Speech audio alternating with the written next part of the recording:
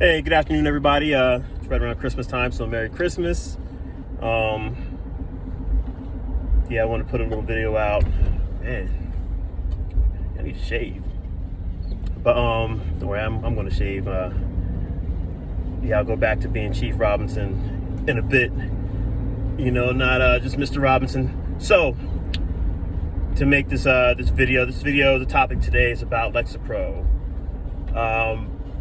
I have interviewed many people. I have a real close friend of mine that takes it.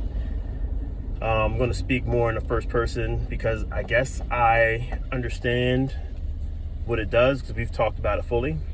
But so I just want to talk about Lexapro, the side effects, and so forth. Lexapro is an SSRI. We said serotonin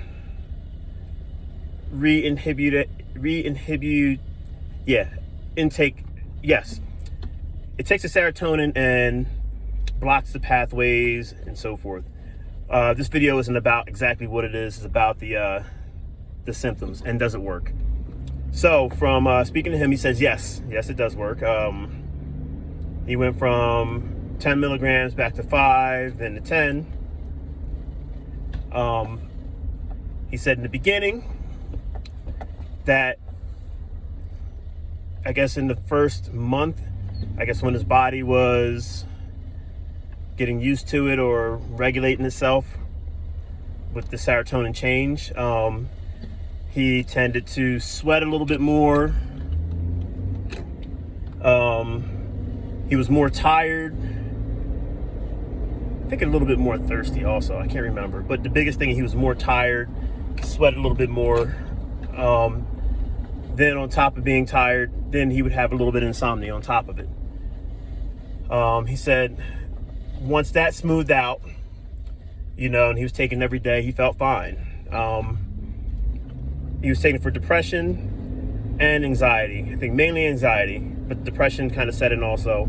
He said he had those days where he didn't want to do anything or felt like he didn't want to do anything. He said it helped that a lot. Things he's noticed with it also were that it actually, I don't want to say boosted his confidence, he said, but it made it, since he didn't have anxiety or any depression, it's easier to, I guess he really doesn't care. Not in a bad sense. Like the little things you might think about, I guess caring about, let's say if you want to go talk to this girl. To you, it's like, yeah, whatever. That's what it was. He said things were whatever. Didn't make a real big sting on him. It wasn't the same kind of, you didn't have the same kind of feeling of stress in doing something. It was easier to make decisions. Things were more, instead of being more emotionally based, they were more decision based. Yes. Then he said other things started to happen also. These are some of the big things. Because of course I was like, man, I need to take some of this. So he told me that. Libido went down. Libido only went down because his interest went down. That was one big thing. So yes, he said if his girlfriend came on to him and started messing with him and so forth and made a gallant effort or a huge effort, yes, it will spike it up. But he didn't have that same testosterone jump as we have. You know, you might see a woman in leggings and you're like, oh, you know, might make you flutter a little bit. But, you know, but he said he lost a lot of that. He said it makes it easier to talk to people, but he lost a lot of that. And that's just a drive for it. Didn't affect his procreation as far as being able to get a rock solid one. It didn't physically, mentally it did, because he just didn't care. He said the other thing, and this is where I thought this was a big pro, but it's a big con or big plus, was that he had what's that called, delayed ejaculation, where most guys, you're a little afraid that you might shoot the shot a little early. He said, yeah, with him, he said his girlfriend would take a beating, literally, to where that's where it made sex was not fun, because he couldn't get off. And even in self-pleasure, he said he had a hard time getting off. And like I said, most of us guys will look at that as being a blessing.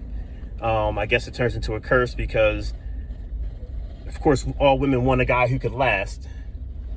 But on the flip side, you don't want to be lasting forever and ever and ever and every single time. And he said that's what it was, to where it makes it more of a turn off for him, or for her, and for him, because eventually you want to bring that testosterone level down, or that feeling anyway, get that dopamine rush. You know, so he said that was a real big thing for him. He said emotionally, this is where he went from 10 to 5 to 10. From 10, he was emotionally calloused, in a sense.